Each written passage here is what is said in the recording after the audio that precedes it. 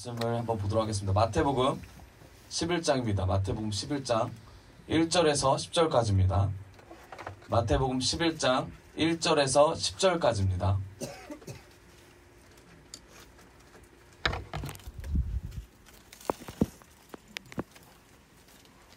네, 마태복음 11장 1절에서 10절까지입니다.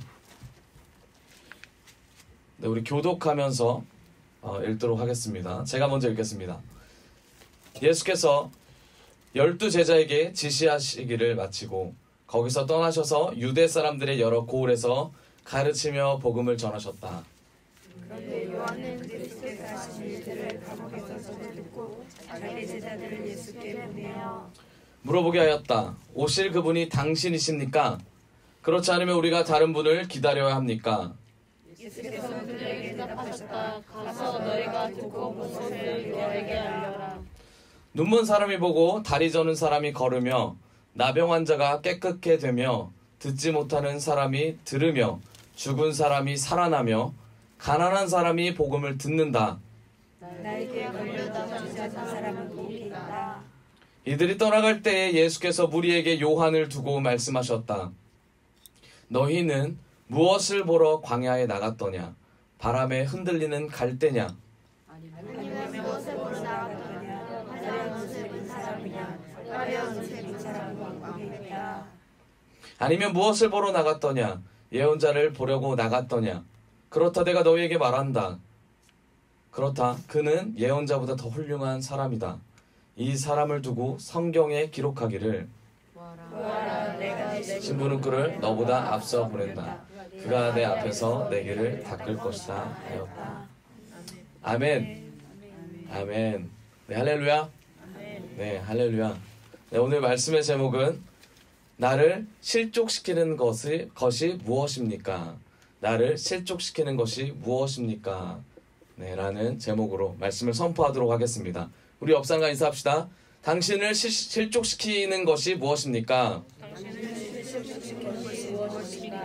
네, 우리 한 번 더 인사하죠. 당신을 실족시키는 것이 무엇입니까? 네, 아멘. 네, 실족이라는 단어 잘 아시죠? 네, 잘 아실 거라 믿습니다. 네, 오늘 본문을 통해서 실족이 뭐고 그리고 어떻게 이 실족한 상태에서 우리가 일어날 수 있는가를 좀 나누려고 합니다. 네, 여러분들을 실족시키는 것이 무엇입니까? 네, 이 실족이라는 것은 무언가에 걸려 넘어지다라는 뜻입니다. 실망이란 좀 다른 거예요. 실망은 뭐죠? 실망은 우리가 희망하는 것이 이루어지지 않는 상태를 실망이라고 그러는 거고, 실족은 내가 가는 길에 발길을 잃어버린 상태를 실족이라고 합니다. 네. 그래서 실족해 한다라는 것은 우리가 누군가에게 가는 길을 가지 못하도록 만들 수 있을 뿐만 아니라 내가 가는 길 또한 잃어버리는 이 두 가지 상태를 전부 다 실족해 한다라는 이 한 단어로 쓸 수 있습니다. 네, 우리는 이 문제 많은 이 세대에서 실족을 당하지 않은 적이 없습니다. 그리고 실족을 앞으로 당할 것입니다. 그렇다면 이 실족이 앞으로 계속하는 이 상황에서 우리가 어떻게 극복해야 되고 우리가 어떻게 나아가야 될지를 좀 구체적으로 보기 원합니다.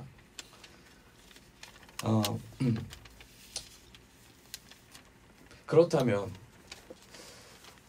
실족은 도대체 왜 올까요? 왜 올까요? 두 가지로 저는 좀 정리를 해봤습니다. 실족이 오는 이유는 실망이랑 좀 다른데, 첫 번째로 기대가 너무 큰 거예요. 내가 어떤 일에 대한 기대가 너무 큽니다. 그래서 그 기대되는 그 일이 이루어지지 않았을 때 오는 어떠한 마음의 상태, 그게 바로 실족으로 연결이 된다라는 거죠. 좀 예를 들어볼까요? 뭐가 있을까요? 저는 어렸을 때 제가 좀 인정을 받고 싶어 했습니다. 그래서 시험이 끝나면 부모님한테 가서 제가 이런 시험 점수를 받았습니다 라고 했어요. 근데 제가 생각했던 점수가 있습니다. 제가 부모님한테 인정 이 정도는 받겠지라는 점수가 다 있으시죠? 있습니다. 제가 그때 70 몇 점을 받았는데, 네, 잘해서 지금 얘기하는 건가요, 유리는? 네, 그래서 이제 받아서 이제 갔는데, 목사님께서 조금 더 열심히 하면은 잘 나올 것이다 라는 이제 격려를 해줬어요. 그런데 그 격려가 저한테는 위로와 힘이 됐던 것보단 뭔가 꺼림칙한 그런 격려였습니다. 그래서 제가 돌아봤어요. 나를 어느 정도 기대를 하기에 이렇게 격려를 해주는 걸까?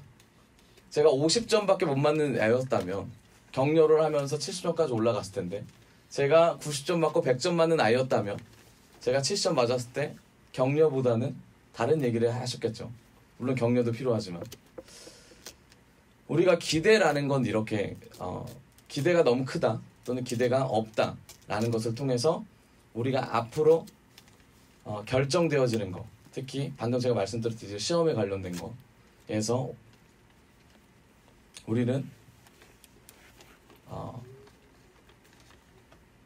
종종 우리는 우리의 생각을 잊어버릴 때가 있습니다.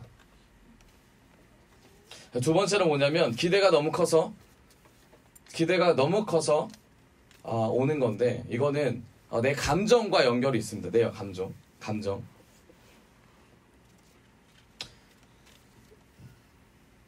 거의 그 실족이라는 단어 거의 여기에 속해요. 감정. 이게 뭐냐면 내가 기대를 많이 합니다. 그래서 기대를 많이 한 상태로 누구를 만나요. 어떨 때 그러냐면 내가 한껏 외모를 칠합니다. 꾸며요. 꾸미고 나아갑니다. 나아가는데 상대가 봤을 때 뭐라 그래요? 오늘은 씻고 왔니? 오늘은 좀 이렇게 꾸몄니? 너 좀 꾸미고 다녔으면 좋겠다라는 말을 좀 하죠. 이것 또한 저한테 많이 해당되는 건데, 제가 한껏 꾸미고 나면 목사님께서 뭐라 하시면 너는 씻고 나왔니라고 물어보시죠. 네. 그럴 때 제 나름대로 이제 꾸미고 그랬는데 실족이라는 걸 하게 됩니다. 실족이라는 걸. 열심히 최선을 다해서 꾸몄는데 그 꾸민 상태가 상대방에게 전달이 되지 않을 때 저에게는 이제 실족이라는 게 오죠. 제가 이제 두 가지로 이제 정리를 했어요. 기대를 둘 다 합니다. 둘 다. 첫 번째 말씀드렸던 건 내 생각과 내 마음과 맞지 않아서 오는 실족이에요.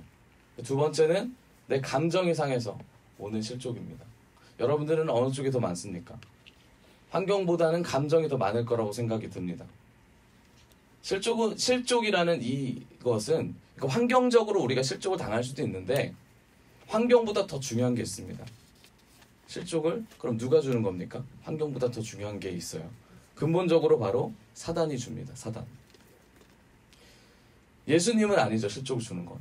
사단이 주는데, 사단이 이 실족을 주는 순간 어떻게 되냐면 우리가 주님을 붙잡지 못하게 만듭니다. 실족을 통해서 우리가 가진 감사와 우리가 가진 기쁨과 우리가 가진 모든 것들을 다 없던 일로 해버려요. 뭐가 있을까요? 뭐 되게 여러 가지들이 있겠죠. 여러 가지들이. 제가 2주 전에 다쳤습니다. 2주 전에. 제가 2주 전에 뭘 다쳤냐면 제가 머리가 찢어졌습니다. 충격적이죠. 굉장히 충격적입니다. 제가 2주 전에 머리가 찢어졌어요. 네. 많은 분들이 걱정하실까봐 제가 말을 안 했어요. 2주 전에 머리가 찢어졌는데 제가 계단에 올라가다 넘어졌어요. 그래서 제가 계단에 이렇게 해가지고 머리가 여기 찢어졌습니다. 네. 충격적이죠. 네, 찢어졌는데 제가 계단을 올라가서 이제 찢어져서 집에 갔는데 찢어진지 몰랐어요. 그냥 아프다 정도였어요. 피가 이렇게 흐르는 거예요. 그래서 제가 그대로 병원에 갔어요. 병원에 갔더니 병원에서 자기들이 너무 바쁜가 봐요. 그래서 다른 병원으로 가라는 거예요, 계속. 그래서 다른 병원에 문전박대 당해서 다른 병원을 갔습니다. 그래서 제가 어디까지 갔냐면 성형외과까지 갔어요. 내과에서 이제 거절을 당하니까 피가 이렇게 흐르는데도 그냥 이제 보낸 거예요. 기다려야 된다는 건 너무 오랫동안. 그래서 제가 이제 성형외과까지 가서 이제 거기서 이제 꼬맴을 당한 거죠. 당했는데 제 마음속에 무슨 마음이 들었냐면 딱 다치고 나서 딱 두 가지 마음이 들었어요. 첫 번째는 내가 무엇을 회개해야 될 것인가에 대한 다 본질적인 근원적인 질문으로 갔습니다. 제가 그때 많은 그 고민을 하고 있었던 차였어요. 뭐였냐면 하나님, 이제 그리고 우리 다음 세대를 어떻게 꾸밀 것인가, 어떻게 이끌고 갈 것인가, 하나님의 뜻이 무엇입니까를 질문하던 때였고, 두 번째로 저에 있는 상황을 하나님과 낱낱이 고백하는 상황이었어요. 낱낱이 고백한다는 건 뭐예요? 원망과 불평이 하나님과 계속 되고 있었다. 그런 상태였거든요. 이 두 가지 상태에서 마음에 세 번째 마음이 드는데 무슨 마음이 드냐면 우리 집 계단은 왜 높아가지고 이 현실적인 마음이 드는 거예요. 여러분 잘 알다시피 제가 결혼하기 이전에부터 집에 대해서 많이 기도하고 있었습니다. 집에 대해서 기도 많이 하고 하나님께서 이 집을 주셨어요. 그리고 하나님이 하나님의 사람들을 통해서 집을 살 수 있는 집으로 만드셨습니다. 아주 멋있게 꾸미셨어요. 그런데 그 감사와 그 기쁨은 잠시 사라져버리고 불평과 불만이 올라오고 있었다라는 거예요. 제가 다치고 나서 불평과 불만이 계속 올라오니까 이 마음을 다시 붙잡기가 너무 어려운 거예요. 이 마음을 다시 붙잡기가 어려웠어요. 계단을 보면 핏자국 있는 모습을 보면 다시 생각이 나고 다시 생각이 나고 다시 생각이 나고 그런 찰나에 그날입니다. 그런 찰나에 이거를 이제 또 지혜사모한테 어떻게 이걸 얘기할까에 대한 이 고민이 있었어요. 그래서 이 꼬매러 가는 전까지 병원까지 갔음에도 불구하고 얘기를 안 했습니다. 그리고 이제 꼬매러 들어갈 때 이제 말을 했어요. 네. 근데 제가 말씀드리고자 하는 건 실족이라는 건 우리가 상황을 통해서 오지만 그 상황 가운데 오는 그 감정이 우리를 실족하게 만듭니다. 감사가 없어지고 하나님이 주신 비전이 없어지고 꿈이 없어지고 소망이 없어질 뿐만 아니라 우리에게 이때까지 이끌었던 모든 것들이 다 헛것으로 만들어버리는 게 실족이라는 거예요. 많은 상황이 우리를 감사가 없게 만드는 때가 많이 있습니다. 그게 누가 그럽니까? 바로 이 사탄이라는 이 작자가 그러는 거죠. 여러분들 어떻습니까? 여러분들은 삶에서 어떤 실족을 당하십니까? 많은 실족 가운데 우리가 선택해야 될 것이 있으면 선택해야 될 것. 그게 바로 예수님이죠. 근데 예수님을 붙잡을 수 있는 힘이 없단 말이에요. 피 철철 나고 있고 상황이 이러고 힘든 이 상황에서 제일 먼저 생각하는 게 뭐예요? 내 자신이죠. 내 자신. 나는 어떻게 지금 이 상황을 어떻게 극복할 것인가? 또는 이 상황이 왜 나한테 이런 일이 일어났지? 이 상황을 주신 하나님의 의도보다는 왜 이런 일을 주셨습니까? 라는 원망이 더 크다라는 거예요. 여러분 믿음의 사람들은 실족이 올까요? 안 올까요? 네, 옵니다. 와요.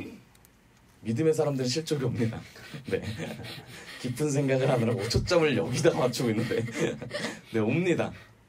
그렇죠. 누가복음 17장 1절에 이런 말씀이 있어요. 예수께서 제자들에게 이르시되 실족하게 하는 것이 없을 수는 없으나 그렇게 하는 자에게는 화로다. 이런 말씀이 있어요. 이 실족이라는 단어는 이제 헬라어로 보면 이제 스킨달리조라는 표현입니다. 굉장히 상징적인 표현이에요. 예수님께서 베드로와의 대화에서 베드로에게 예수님께서 스킨달리조라는 단어를 사용하면서 말씀하시는데 그게 어디냐면 마태복음 16장 23절에 너는 나를 넘어지게 하는 자로다 라고 예수님께서 선포하십니다. 이 넘어지게 하다라는 것이 이제 실족이라는 거예요. 세 번이나 넘어지다인데 예수님조차 베드로로 인해서 넘어질 뻔하다라는 것을 예수님께서 말씀하시는 거예요. 누구나 넘어질 수 있는 상황입니다. 왜 넘어지게 됩니까? 이 베드로와의 관계에서 베드로가 예수님을 지나치게 사랑했기 때문이에요. 인간적인 사람, 육신적인 사람. 그 우리가 돌아볼 수 있죠. 누가 넘어지냐? 누구든지 넘어질 수 있는데 그렇다면 누가 넘어지냐에 대한 질문입니다. 이거. 내가 육신적으로 나를 너무 사랑하거나 내가 육신적으로 나의 가족을 너무 사랑하거나 내가 육신적인 생각이 너무 강하는 그 순간 우리는 실족하기 마련입니다. 주님의 섭리를 못 봐요. 그래서 사단은 계속해서 우리에게 육신의 것을 붙잡을 수 있게 도와줍니다. 계속 도와줘요. 사단이. 어떻게 도와줘요? 흥하는 사람은 계속해서 흥하게 돼요. 예수 없이 흥하게 하는 사람은 계속해서 흥합니다. 계속 흥해요. 이상하게도 그 사람이 돈을 잘 벌어요. 예수님 안 믿는데 이상하게도 잘 살아요. 이상하게도 인정받아요. 예수님이랑 상관없는 사람은 사단은 건들질 않아요. 예수님이랑 상관 있는 사람에게만 사단은 계속해서 건듭니다. 삶을 살지 못하게 하고 계속 찌릿찌릿 건듭니다. 저번 주에 현주랑 같이 현주 자매랑 병원을 갔어요. 현주 자매가 몇 주 전에 한 달 전이었네. 한 달 전에 눈이 안 보인다고 얘기를 하더라고. 한쪽 눈은 거의 안 보이고 한쪽 눈은 아예 안 보이고. 그래서 너 어떻게 보니? 물어봤더니 그래도 눈은 조금 보입니다라고 하더라고요. 너무 걱정되는 거예요. 어린 나이에 벌써 이제 눈이 안 보이면 걱정되잖아요. 그래서 그런 찰나에서 그런 얘기를 하다가 그럼 병원을 같이 가보자. 병원을 가봤니라고 하니까 병원을 가봤다는 거예요. 병원에서 뭐래? 그때 안경을 잘 쓰고 다녀라. 시력이 나빠져서 눈이 안 보이는 거다 그러는 거야. 아니 시력이 나빠지면 얼마나 나빠졌길래 안 보일 정도로 시력이 나빠진 거냐. 이런 얘기를 하다가 현주 자매를 병원에 데려갔습니다. 병원에 데려갔는데 거기 이제 기만과를 데려갔어요. 데려갔는데 거기서 그 이제 나이 드신 의사 선생님 그러는 거예요. 그 시력이 나빠져서 눈이 안 보인다고? 그러는 거예요. 현주가 말한 대로 말하는 거예요. 그런데 그러면서 뭐라고 하냐면 뭐 특별히 걱정할 건 없다라는 거죠. 그리고 안경 잘 쓰고 다니면은 이제 앞으로 잘 보일 것이다. 이제 그 전에 있던 사람이랑 똑같은 얘기를 했어요. 그런데 현주 자매가 이런 얘기를 하는 거예요. 눈이 안 보였다면, 눈이 보였다면 본인이 이제 계속 알바를 하고 있었습니다. 그 편의점에서 알바를 3년 했나요? 3년? 3년간 편의점 알바를 했어요. 낮과 밤이 바뀌어서 저녁에 하는 편의점 알바를 했습니다. 근데 그 편의점 알바가 거의 업으로 삼아서 했어요. 자기가 업으로.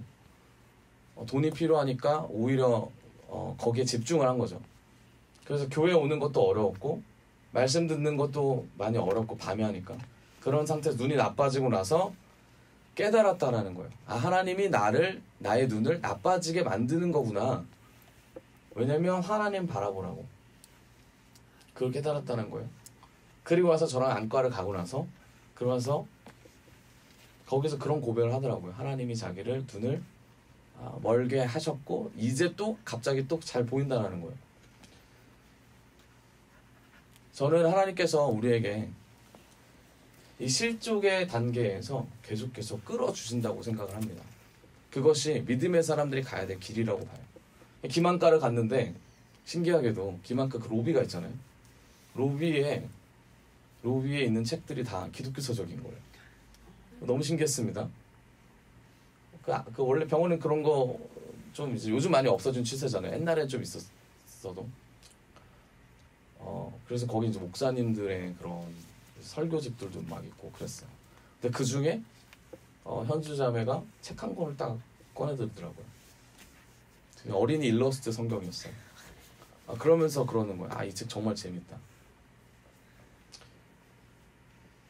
그 모습을 보면서 이런 생각이 들었습니다. 하나님이 눈을 머시게 하고 나서 하나님이시다라는 것을 고백하게 만든 다음에 다시 말씀을 볼 수 있게 만드는 그 눈을 여시는 거구나 라는 생각이 들었어요. 근데 그 책을 사주려고 보니까 2001년에 이게 판매가 중단된 책이더라고요.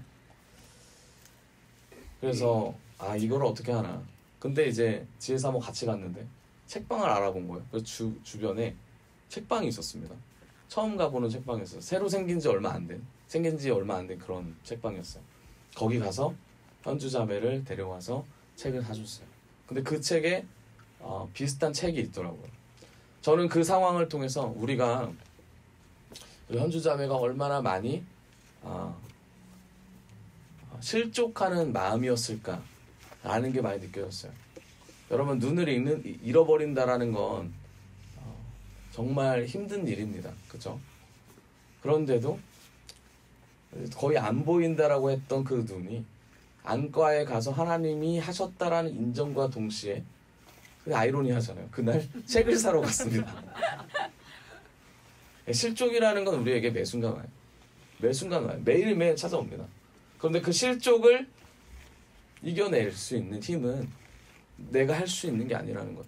사단은 그 실족을 끝까지 잡아 끌어당깁니다. 그러면서 감정을 건드려요.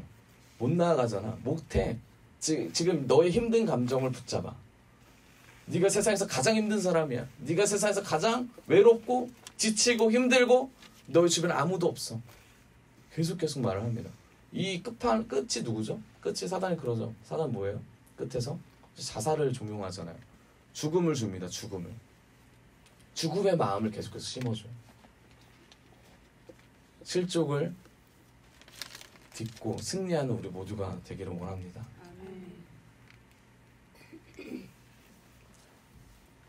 여러분, 환경과 감정에서 실족을 느끼는데 이 두 번째, 이 두 가지에서 마지막에 이제 세 번째로 넘어갈 때 뭐에서 우리가 실족을 느끼냐면 죄 때문에 실족을 느낄 때가 있습니다. 죄. 아무리 주님 앞에서 살려고 해도 내가 죄로 인해 넘어질 때가 있어요. 내가 주님 앞에 결단하면서 주님, 내가 분노하게 살기를 내지 않게 도와주세요. 몇 년을 기도하고 몇십 년을 기도해도 분노하게 살기가 막 나타나요. 질투와 이간질 나지 않게 해주세요. 하나님, 겸손하게 해주세요. 근데 막 교만 나타나고, 그렇죠? 그런 모습에서 우리는 실족을 느낍니다. 아무리 해도 안 돼 라는 것을 느끼게 돼요. 우리가 아무리 해도 안 된다는 걸 느끼면 그럼 어떻게 합니까? 할 수밖에 없는 존재구나를 인정해야죠. 그런데 할 수 있다라고 생각하니 이 실족을 계속해서 받아들이는 거예요. 예수님을 붙잡기를 원합니다. 예수님 붙잡는 인생 되기를 원합니다. 오늘 본문에 보면 세례 요한이 등장합니다. 세례 요한. 잘 아실 거예요. 세례 요한. 이 세례 요한은 온몸에 이제 털이 나고 가죽옷을 입고 광야에서 삶을 살았던 사람입니다. 오로지 메뚜기와 석청, 꿀을 먹고 살았던 사람이에요. 이 사람은 어떤 사람입니까? 정의로운 사람이었고 불의를 보면 참지 못했던 사람입니다. 그래서 그의 별명이 광야에 외치는 소리, 외치고 다녔어요. 네, 광야에 외치는 소리를 하고 다녔습니다. 그런데 이 세례 요한이 있었던 시기가 이스라엘, 그러니까 유다가 로마라는 그 큰 나라의 속국이었습니다. 그러니까 섭정을 당한 거죠. 로마에서 황제를 파견해서 이스라엘을 통치하고 있었던 이때에 그때의 유다를 섭정했던 왕 한 사람 있었어요. 그 사람 이름이 바로 헤롯 왕이라는 사람입니다. 그런데 이 헤롯 왕에게 동생이 있었어요. 이 동생을 로마로 보냅니다. 왕의 권한으로 동생을 로마로 보내고 그 로마로 간 동생의 아내를 헤롯 왕이 동생의 아내를 취하죠. 자기의 아내로 데려갑니다. 많은 사람들이 말도 안 돼. 이게 어떻게 말이 되는 거야 라고 외치고 있을 때, 외치지 않았죠. 외치지 않을 때 누가 말을 합니까? 세례 요한이 정의감에 불타서 헤롯 궁전에 가서 헤롯 왕에게 말합니다. 뭐라고 말하냐면 그건 옳지 않다. 당신이 한 건 잘못됐다. 라고 말합니다. 그리고 나서 이 세례 요한이 어떻게 되죠? 감옥에 갇히게 돼요. 감옥에. 생각해 보세요. 광야에 살던 누구죠? 요한이 감옥에 갇혔습니다. 감옥이 어떤 곳입니까? 우리가 생각하는 그런 감옥 아니에요. 감옥이 이때 당시 어땠냐면 돌무덤으로 돼 있어요. 돌무덤. 되게 조그만 데 이제 들어놓는 거예요. 광야에 살고 허울판에서 소리를 외치던 이 사람이 얼마나 답답하겠어요. 그렇죠? 얼마나 답답하겠어요. 답답한 그런 환경을 가지고 거기에 들어가게 됩니다. 그래서 들어가 있는데 세례 요한의 마음속에 어떤 마음이 드냐면 차츰 예수님에 대한 마음이 들기 시작하는 거예요.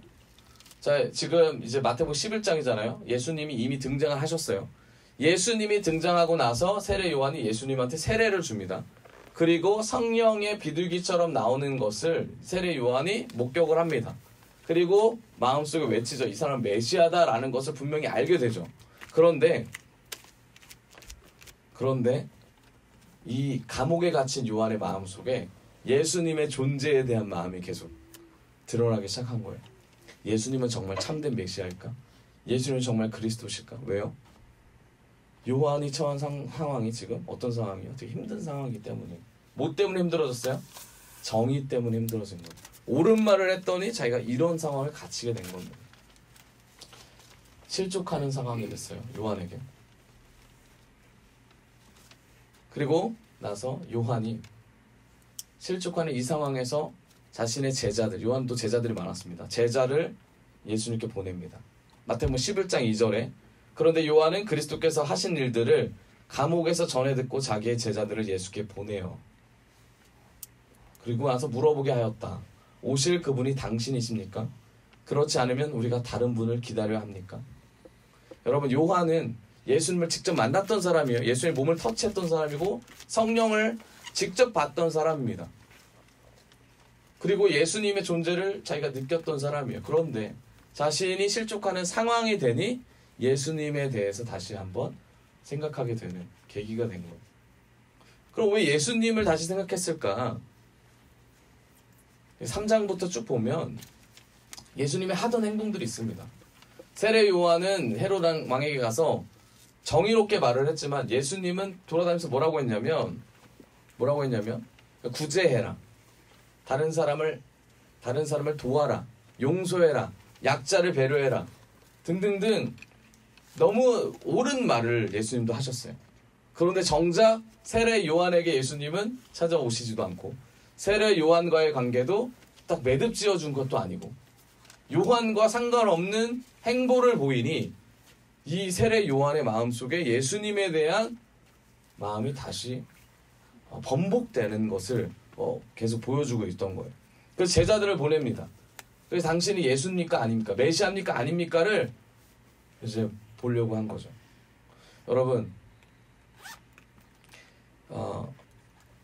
우리 마음속에 실족하는 이 순간 어떤 마음이 드냐면 우리에게 확신됐던 것들이 바뀝니다. 아까 이제 감사거리가 다 사라진다 그랬잖아요. 부정된다 그랬잖아요. 근데 이 순간 어떻게 되냐면 그 다음엔 감사거리를 넘어서서 다른 걸 찾게 돼요. 다른 대안을 찾게 된다고. 다른 대안을 주님께서 우리에게 일자리를 주셨어요. 일자리를 갖는데 내가 생각한 일자리가 아닙니다. 막 고통과 고민만 막 늘어나고 몸만 힘들어요. 그럼 우리는 어떻게 할까? 마음속으로 주님이 주신 게 아닌가 보다. 주님 이렇게 기도했는데 주님 주신 게 아니죠. 그러면서 어떻게 해요? 다른 걸 찾게 됩니다. 다른 일자리를 찾아요. 하나님 거기서 주신 영적인 은혜와 영적인 은사와 영적인 보화를 그런 생각하지 않고 어떻게 합니까? 계속 다른 거를 찾으려고 해요. 그게 실족한 사람들이 하는 행동이에요. 누가 계속 그렇게 꾸며요? 사단이 계속해서 꾸민다고.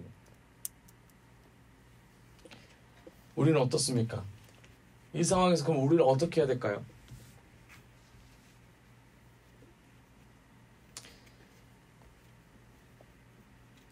제자들을 보낸 이 사도 요한에게, 세례 요한이죠. 세례 요한에게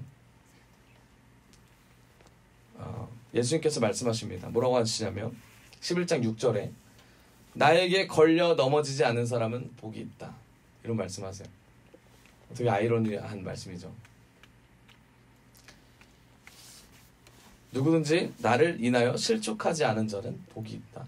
이게 개역개정이거든요. 이 말이 무슨 말이에요? 결국 세례 요한이 실족하고 있다라는 것을 예수님께서 말씀하시는 거예요.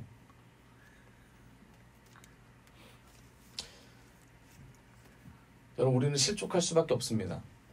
매 순간 넘어질 수밖에 없고 예수님이 아닌 다른 것을 선택할 수밖에 없는 부족한 인간입니다. 그런데 이 실족한 이 상황에서 그럼 우리는 어떻게 일어나면 될까요? 우리는 어떻게 이것을 극복할 수 있을까요? 첫 번째로 우리 이걸 극복하려면 무엇에 실족했는지를 적나라하게 파헤쳐야 합니다. 무엇에 실족했는지를 적나라하게 파헤쳐야 됩니다. 요한이 실족한 이유가 뭘까요? 요한은 예수님을 아까 말씀드렸듯이 만났던 사람입니다. 그런데 예수님을 메시아로 받아들였지만 예수님이 고난의 메시아다라는 사실을 요한은 제대로 알지를 못했습니다. 그래서 예수님이 오시면 예수님을 통해서 그 예수가 나타나는 그 권능과 그 능력 행함이 또 다른 혁명을 일으킬 수 있겠다라고 생각했는 게 바로 요한이었어요. 그걸 기대했어요. 그런데 감옥에 갇힌 자기에게는 아무 일도 일어나지 않으니 자기가 생각하던 이 메시아의 생각이 맞아떨어지지 않으니까 굉장히 혼란스러웠던 거예요. 이게 신앙인들에게 나타나는 모습이죠. 누가복음 24장에 보면 엠마오로 가는 두 제자가 있습니다. 두 제자. 근데 이 제자들이 예수님이 돌아가시고 나서 어찌할 바를 모르는 상태였어요. 근데 그 중에 이제 두 제자가 자기 고향으로 돌아가면서 대화를 나누면 예수님 돌아가시고 대화를 나눠요. 우리 같이 볼까요? 누가복음 24장 21절. 누가복음 24장 21절 보죠.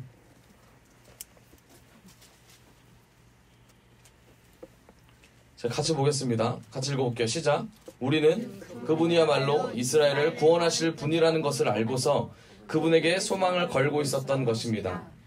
그뿐만 아니라 그런 일이 있은 지 벌써 4년이 되었는데.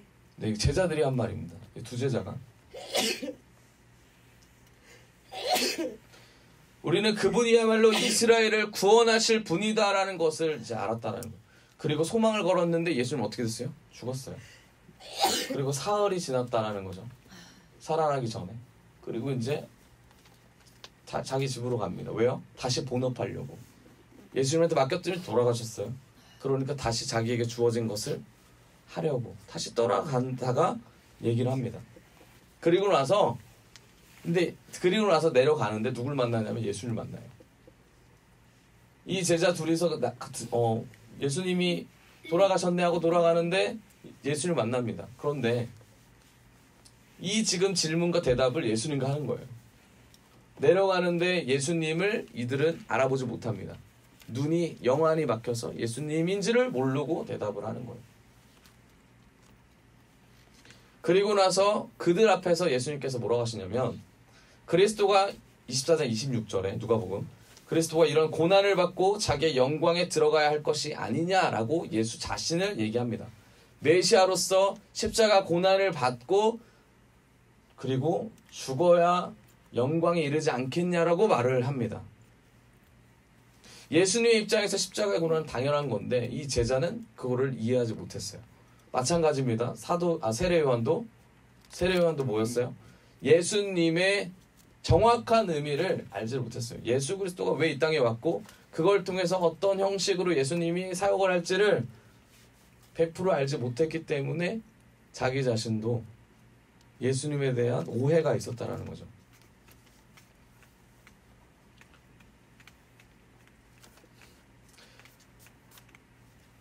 우리가 넘어질 수 있습니다. 그렇죠? 계속 말씀드리지만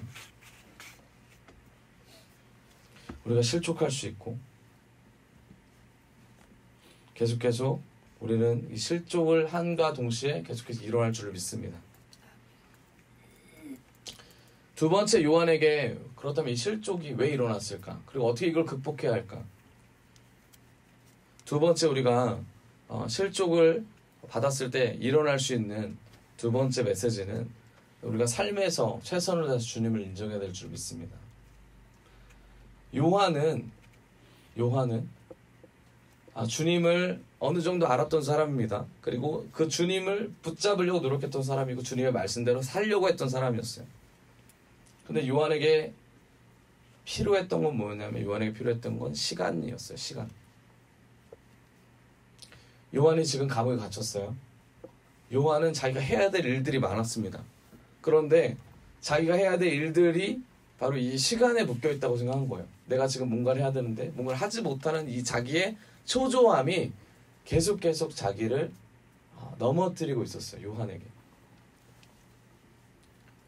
여러분, 하나님께서 우리에게 하나님의 일을 하시길 원합니다. 그런데 우리가 하나님의 일을 하시는데 우리의 시간으로 하나님이 일하시기를 바래요.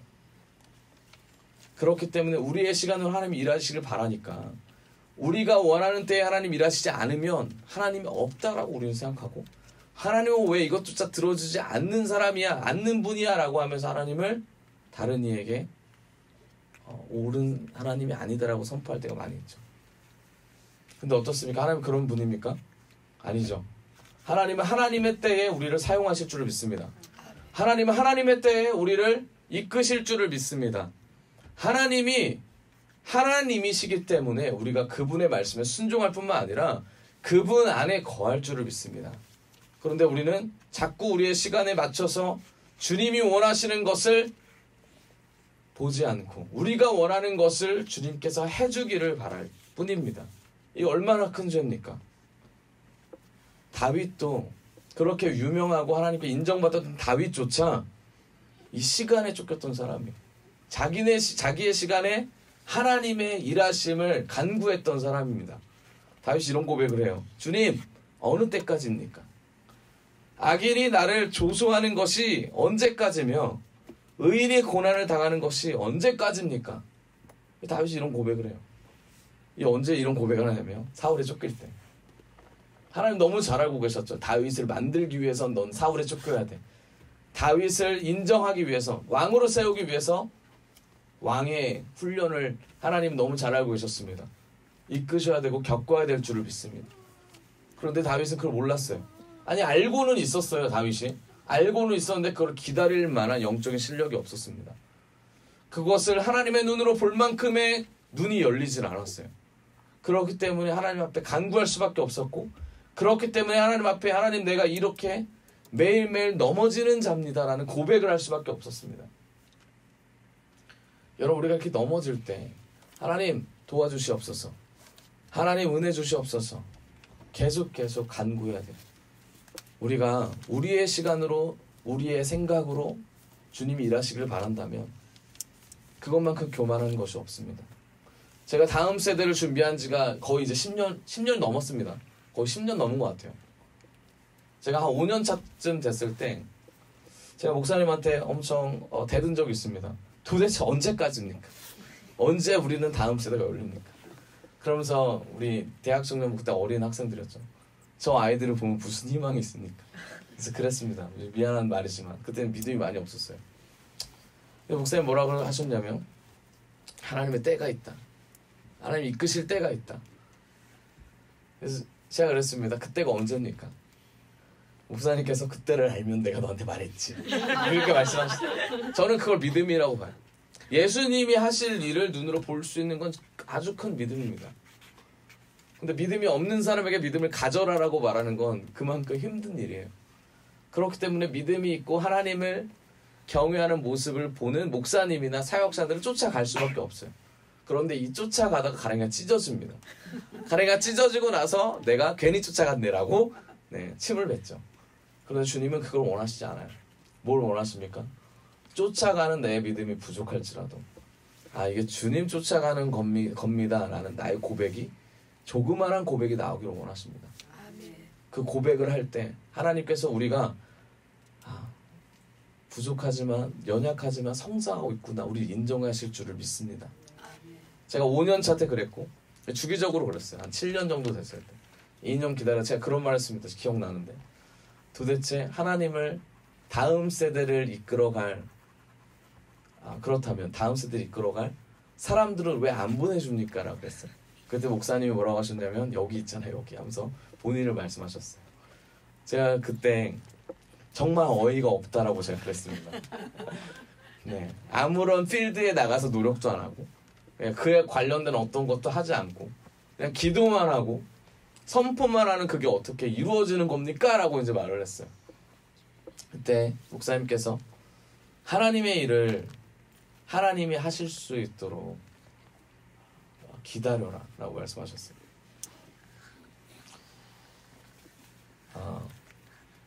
여러분, 우리가 하나님의 일을 하려고 합니다. 그런데 주님이 일하시기 이전에 우리가 먼저 하려고 해요. 하나님의 때보다, 하나님의 시간보다 우리 시간이 더 급하기 때문이에요. 왜요? 왜 그렇습니까?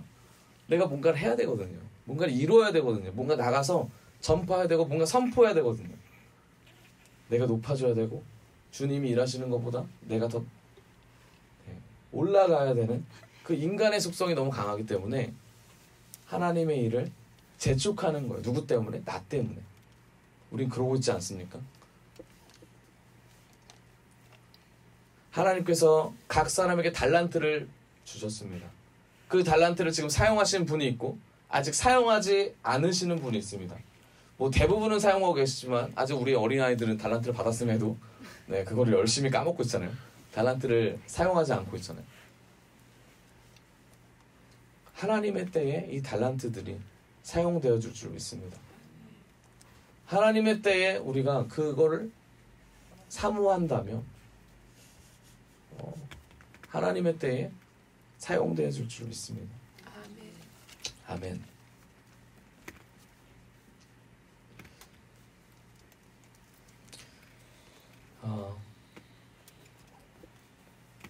우리가 세 번째로 우리가 넘어지고 나서 극복해야 될 이 세 번째는 뭐냐면 우리가 결단할 필요가 있습니다. 뭘 결단해야 되냐면 하나님의 미랄이 되도록 결단해야 됩니다. 세례 요한에게 감옥문이 만약에 열렸다면 그리고 끄집어나게 됐다면 엄청 큰 기적이었겠죠. 엄청 큰 은혜였겠죠. 세례 요한은 어떻게 됩니까? 결국 죽습니다. 목 잘려 죽어요. 그런데 이 신약 성경을 보면 바울도 그랬고 베드로도 그랬고 옥에 갇혔을 때 어떤 일이 일어납니까? 옥문이 열렸어요. 옥이 지진이 일어나가지고 옥문이 열려가지고 되게 막 놀라운 사건들이 많이 일어났습니다. 근데 또 야고보 때는 옥문이 열리지 않았어요. 그래서 어떻게 됐어요? 야고보 죽었어요. 순교했어요. 그럼 누구는 열리고 누구는 닫힌다. 좀 그런 생각 해봤어요? 해보셨나요?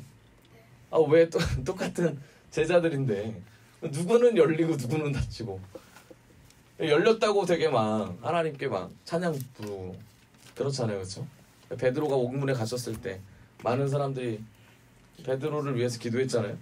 그래서 베드로가 나 베드로야 라고 찾아갔을 때 사람들이 그러죠. 어떻게 베드로냐. 로데를 통해서 듣고 있는데 얘기 들으니까 어떻게 그러냐. 지금 베드로 어딨다?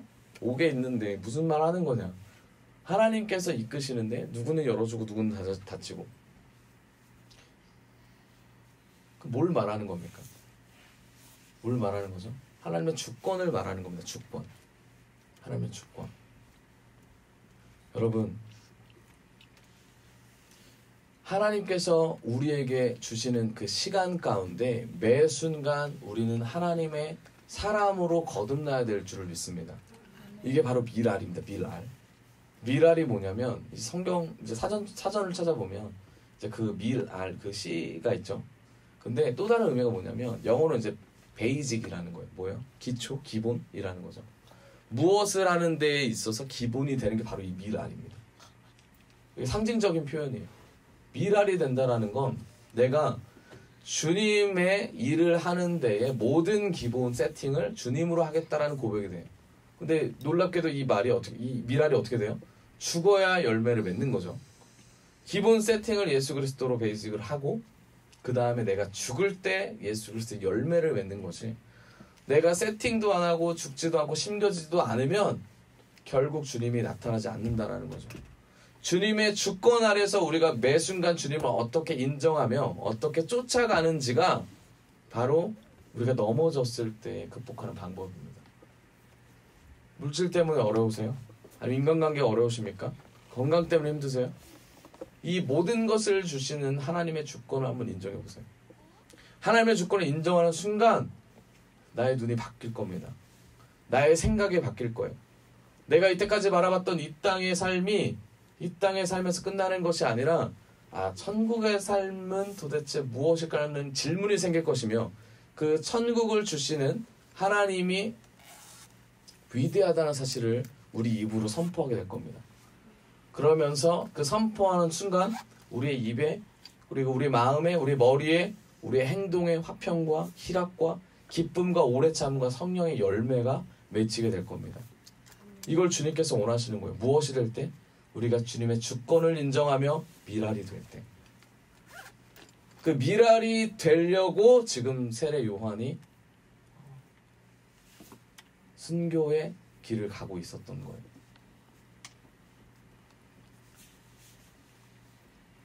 여러분, 예수님의 어머니가 누구시죠? 마리아죠. 마리아. 그렇죠? 마리아. 그래서 마리아가 당시에 동정녀였습니다. 남자를 알지 못하는 그런 사람이었어요. 결혼 아직 안 했던 그런 사람이었어요. 그래서 결혼하려고 했던 그런 순간이었는데 마리아가 동정녀 마리아가 성령을 통해서 하나님의 성령을 통해서 어떻게 합니까? 애를 잉태하죠. 예수님을 잉태합니다. 당시에 처녀가 아이를 잉태하면 돌에 맞아 죽는 그런 풍습이 있었죠. 그런데 이 마리아가 하나님이 찾아온 하나님의 천사를 통하여 하나님의 계획이라는 것을 알게 됐어요. 그리고 나서 했던 고백이 있습니다. 그 고백이 뭐냐면 이런 말을 합니다. 주의 계집종이오니 말씀대로 내게 이루어지게 하소서 라는 말을 합니다. 이게 굉장히 쉬운 말 같잖아요. 그렇죠? 우리를 돌아볼까요? 우리를 돌아볼게요. 우리가 어떤 일을 결단하고 어떤 일이 이루어지기를 바랍니다. 그리고 거기에 최선을 다해요. 몇 달도 되고 몇 년도 되고 몇십 년을 했다고요. 근데 어느 순간 폭삭 망했다고 봅시다. 그런데 폭삭 망했는데 그 망했을 때 우리의 마음과 감정은 어떨까요? 허무하겠죠. 그리고 많이 힘들겠죠. 그런데 그게 나중에 천사가 와가지고 하나님 망하겠다고 해보세요. 그럼 우리 마음속에 어떡합니까? 마음에? 주님의 말을 인정할까요? 아니면 힘들어할까요? 힘들어하죠. 그런데 우리를 끝까지 주님을 높이게 만드는 것이 하나님이시라는 거예요. 그 마리아가 이 고백을 했다라는 건 정말 힘든 상태에서 하나님을 높였다라는 얘기입니다. 그 순간 나는 죽는다라는 얘기를 하는 거예요. 마리아는. 그래서 어떻게 됩니까? 하나의 미랄로서 예수 그리스도의 은혜를 누리고 예수 그리스도를 잉태하는 여인이 된 거죠. 그런데 이 모든 거에 뭐가 있다? 하나님의 주권이 있다라는 거예요. 주권. 오늘 아침에 어저께 목사님께서 병원에 가셨습니다. 병원에 가셔서 마지막 검사를 하셨어요. 마지막 검사가 이제 간 수치, 혈관에 있는 뭐죠? 헤모글로빈 수치가 그 적정선이어가지고 그거보다 더 올려야 되는 그런 상황이었습니다. 그래서 3번에 걸쳐서 수혈을 받고 그거를 검사를 한 거예요. 그래서 그 검사가 통과되면 신약을 받게 됩니다. 신약, 항암 관련된 신약을 받게 되는데 그 검사를 맞으려고 가서 이제 검사를 받았더니 간 수치가 높게 나온 거예요. 간 수치가 100을 넘으면 안 되는데 간 수치가 106이 나왔습니다. 106이 나오면 그냥 떨어지는 거예요. 그냥 그 신약을 아예 받지를 못하는 상황입니다. 그런데 하나님의 은혜로 다시 한번 검사를 하게 됐어요. 원래 그렇게는 안 해주는데 했는데 104가 나왔습니다. 그럼 떨어져야 되잖아요. 그렇죠? 그래서 이제 그쪽에서도 굉장히 힘들었다고 들었습니다. 그 의사와 그 간호사도 안타깝죠. 그리고 와서 하루를 더 그럼 보자. 그래서 하루를 있다가 이제 수치를 보게 됐어요. 수치를 보게 됐는데 96이 나왔습니다. 그래서 오늘 이제 결정이 됐어요. 결정이 된 게 목사님 그 신약 투여하겠다고 결정이 돼서 이제 월요일부터 투약이 이제 됩니다. 네, 모든 영광이 이제 하나님의 영광이죠. 네, 하나님께 영광 올려드립시다. 106이 나왔다라는 소식을 들었을 때 많은 이 생각이 드는 거예요. 많은 생각이. 많은 생각은 지금 많아든 표현이고 많이 힘들었어요. 제가 많이 힘들었는데 뭐가 힘들었냐면 목사님께 저는 항상 옳은 얘기를 합니다. 옳은 얘기. 네, 옳은 얘기를 해요. 네, 아주 강하게 옳은 얘기를. 이게 옳다. 네, 옳다 얘기하면 뭐예요? 상대방은 틀렸다를 얘기하는 거죠, 당연히. 제가 강한 얘기를 합니다. 이때까지 이제 목사님 사역에 제가 옳다고 하는 걸 굉장히 많이 이제 주장을 많이 했습니다. 한 3번, 4번 옳다라는 거를 주장을 많이 했는데 그럴 때마다 오는 피드백은 뭐냐면 너 많이 바꿔라. 그리고 너의 말은 내가 듣겠다. 근데 넌 자세가 태도가 안 됐어. 이제 이런 얘기를 많이 들으니까 제가 많이 힘들잖아요. 이제 그 모든 것들이 막 이제 마음에 올라오는 거예요. 그러면서 그 106이라는 숫자를 딱 들었을 때 처음에 제가 말씀드렸을 때 갔었으면 이미 이 고생 안 하고 모든 게 다 끝났을 텐데 라는 생각이 들었어요. 근데 그때 이제 목사님께서 하나님께서 고쳐주실 것이다 라고 말을 했단 말이죠. 그래서 그걸 믿었어요. 믿고 있어요. 지금도 확실합니다. 하나님 고쳐주실 거예요.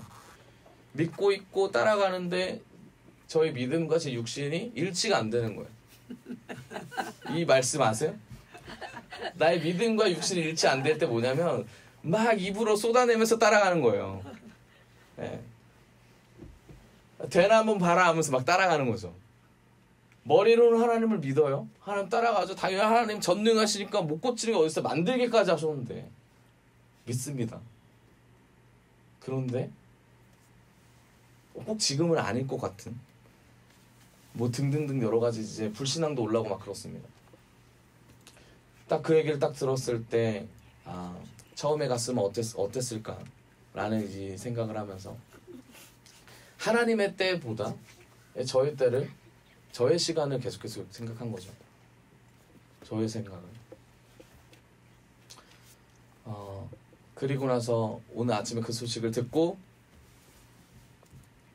지혜사모가 그런 얘기를 하더라고요. 이제 서로 이제 감사하다고 기도하고 서로 되게 좋아했습니다. 좋아하고 지혜사모 뭐라고 하냐면 그 연구 케이스거든요. 다 알다시피 신약을 서울대에서 신약을 갖고 왔는데 이 신약을 사용할 수 있는 케이스가 되는지 안 되는지를 연구하는 거예요. 연구해서 이 약이 잘 드냐 안 드냐를 연구하는 겁니다. 이미 일본이랑 미국이랑 그 밖에 선진국들은 이거를 벌써 도입해서 다 성과를 다 올렸던 사례인데 우리나라 좀 늦게 들어왔어요. 약이 들어오고 나서 다음날 목사님이 방문을 하셨고 내방을 하셨고 그리고 나서 그 약으로 치료를 해보자라고 의사가 권유했는데 계속 딜레이가 된 거예요. 결국 뭐냐면 지혜사모가 한마디 하더라고요. 하나님이 이끄시는 이 상황이 아니라면 그 하나님의 때에 하나님이 이끄시는 거 아니었다면 이게 이루어지지 않았다는 거죠. 제가 그걸 다시 한번 생각하게 됐어요. 제가 말씀드렸던 목사님 지금 가면 괜찮아질 겁니다 라고 해서 그때에 목사님 가셨다면 이루어지지 않았다라는 거죠.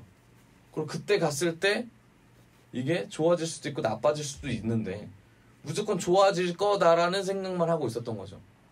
내 생각으로. 하나님이 하시면 안 좋았던 사람도 좋아질 거고 좋았던 사람도 안 좋아질 거고 진짜 하나님의 주권 안에 있다라는 거예요. 그 주권을 인정하지 못했다라는 겁니다. 제가 세례 요한처럼 예수님을 만나고 예수님을 보고 예수님께 매진하고 예수님밖에 없다고 고백하면서도 예수님이 오신 그 구속사적인 그 구원의 예수님보다 십자가를 통해서 돌아가시고 다시 부활하셔야 되는 그 예수님보다 만왕의 왕으로서 그리스도인들을 이끌어 가실 슈퍼맨 같은 예수 그리스도를 원했고 그 예수 그리스도의 능력만을 바라봤고 그 예수 그리스도의 능력이 나타나지 않으면 진짜 그리스도인이 아니다라고 생각을 했던 반쪽짜리 그리스도인이었더라고요. 제가 그거를 알고 나서 내가 넘어질 수밖에 없는 이유가 그거였구나. 내가 주님을 쫓지 못할 수밖에 없는 이유가 바로 이거였구나. 예수님보다 내 생각을 하나님 그 시간보다 예수님 시간보다 더 관철시키려고 그랬고 내가 가진 신앙관을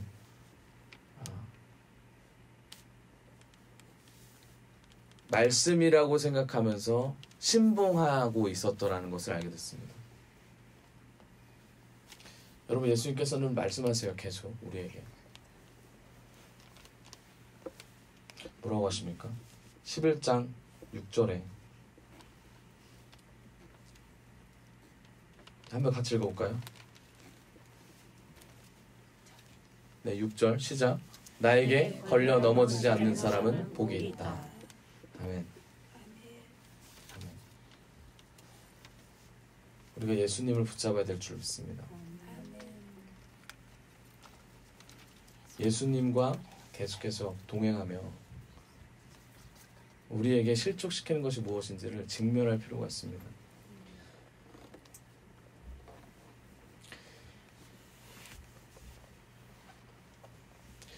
여러분, 우리가 실족에 당할 때에 예수님보다 우리를 선택할 때가 많이 있습니다. 그쵸? 근데 제가 이때까지 말씀드렸던 건 우리가 실족을 당할 때 입장으로서 말씀드렸어요. 우리가 실족을 할 수도 있다는 사실, 실족을 하게 만들 수도 있다는 사실을 우린 좀 알 필요가 있습니다. 우리도 죄를 범할 수 있는 사람들이잖아요. 제가 어저께 며칠 전이었습니다. 며칠 전에 우리 카페팀 같이 나눔을 했어요. 모임을 했습니다. 모임을 했는데 제가 며칠 전에 빵을 가져왔어요. 외부에서 빵을 갖고 와서 이제 주연자매와 그 밖에 평안 형제와 이제 은지자매에게 빵 맛이 어떠냐고 이제 물어봤습니다. 물어봤더니 셋 다 엄청나게 맛있다고 극찬하는 거예요. 네, 그래서 제가 주연자매한테, 주연자매가 특히 그 빵 중에 바나나 맛이 나는 빵이 있습니다. 거의 흡입하듯이 먹는 거예요. 빵을. 네, 먹는 거예요.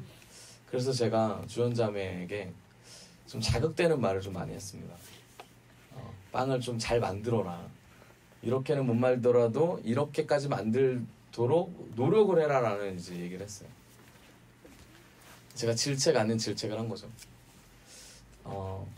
그리고 나서 제가 마지막 큰 질책을 하나 했는데 그게 뭐였냐면, 이렇게 맛있게 먹고 있는 주연이에게 우아우아 하는 이 주연이에게 이거 지혜사모가 만든 거야 라고 말을 했습니다.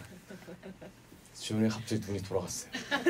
눈이 돌아가더니 주연자매가 갑자기 눈이 돌아가자마자 몸을 돌려서 그 남아있었던 바나나를 먹기 시작했습니다. 그러면서 정말이냐고 계속해서 물어봤어요. 전공자보다 더 잘 만드는 사람이 있다라는 사실을 몸이 반응한 거죠. 그래서 말해줬습니다. 사실이고 사온 거야. 그러고 와서 안도의 그 마음을 가졌어요. 제가 주연자매한테 많이 얘기합니다. 많이 맛있다라고 얘기하지만 본인이 느꼈을 때 정말 제가 맛있게 먹어서 맛있다라고 얘기하는지 그거를 받아들이지 않는다는 사실을 어저께 알았습니다. 네. 우리가 누구를 세운다고 말을 하지만 그 세우고 그리고 그 사람 위해 준다는 그 말 속에 그 사람을 넘어뜨리려고 하는 우리의 속성이 있습니다. 우리 사단의 속성. 그게 가족도 그렇고 자녀도 그렇고 사랑하는 사람뿐만 아니라 내 자신도 그래요. 나를 세우고자 최선을 다해서 나를 질책합니다. 나를 계속해서 너는 일어나야지, 너는 앞으로 나아가야지, 너는 돌파해야지, 전진해야지 하면서 계속해서 나를 쳐요. 그런데 반대로 그게 나의 영혼을 무너뜨리게 할 수 있다는 거예요. 제가 주연자매의 그 모습을 보고, 그렇게 말하는 저의 모습을 보고 넘어뜨리고 있구나. 왜냐하면 기쁨이 하나도 없었거든요. 기쁨이 하나도 없고 거의 악에 받쳐가지고 내가 기필코 만들어내리라. 그 악에 받쳐가지고 눈이 이렇게 V자로 돼서 눈물이 막 고인 상태로 있더라고요. 네. 제가 넘어뜨리는 그런 사단의 속성을 가졌던 자입니다. 제가 그걸 많이 인정했어요. 그리고 회개했습니다. 우리도 모르게 상대를 넘어뜨릴 때가 있는데 우리가 그 넘어뜨리고 있는 나 자신을 돌아볼 수 있는 눈이 열려야 돼요. 계속해서 하나님께 간구해야 돼요. 주님, 하나님과 연합하면서 나아가고 있습니까? 주님, 하나님, 오늘 누군가를 실족시키는 그런 자리에 있진 않았습니까? 네, 계속해서 우리를 돌아봤으면 좋겠습니다. 말씀의 결론을 맺겠습니다.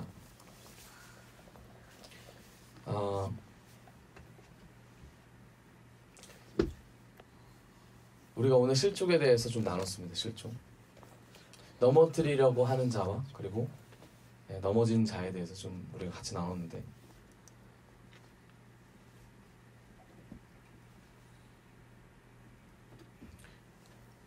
우리가 넘어지고 나서 다시 일어서려면 우리가 무엇에 실족했는지를 적나라하게 알아야 됩니다. 우리가 무엇에 실족하는지를 알지 못하면 똑같은 걸로 넘어지고 다시 일어날 수 없음을 알고 있습니다. 그리고 삶에서 최선을 다해서 주님을 인정해야 합니다. 그럴 때 하나님께서 그분의 주권을 이용하여 우리의 삶을 이끌 줄을 믿습니다. 우리가 가진 그 시간의 초조함이 계신다면, 우리의 감정의 초조함이 있다면, 우리의 힘듦 때문에 주님이 빨리빨리 일하기를 원한다면 주님이 일하는 시간에, 그리고 주님이 원하시는 그 장소에서 주님이 말씀하시는 것에 우리의 두 눈이 열리기를 원합니다. 그리고 주님이 말씀하시는 그 미랄이 되기를 원해요. 주님으로 우리가 가득 차여서 우리가 죽고 그 가운데 하나님 말씀하시는 것을 열매로 맺는 그런 삶을 살기를 원합니다. 이 시간 우리 같이 찬양할 텐데